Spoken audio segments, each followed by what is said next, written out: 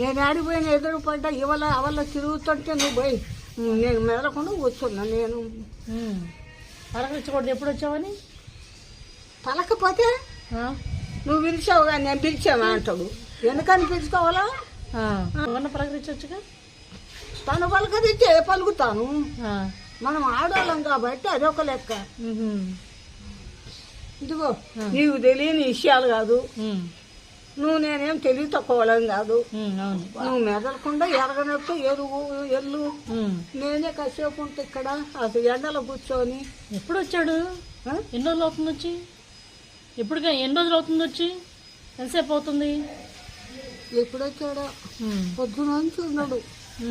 ఎప్పుడు వచ్చాడో చూడలే. నీకు ఇప్పుడైనా రాలేను, కళ్ళు తిరుగుతుండయి. కూర్చొని ఎట్టయినా సత్యం బతుకుతా అన్నట్టు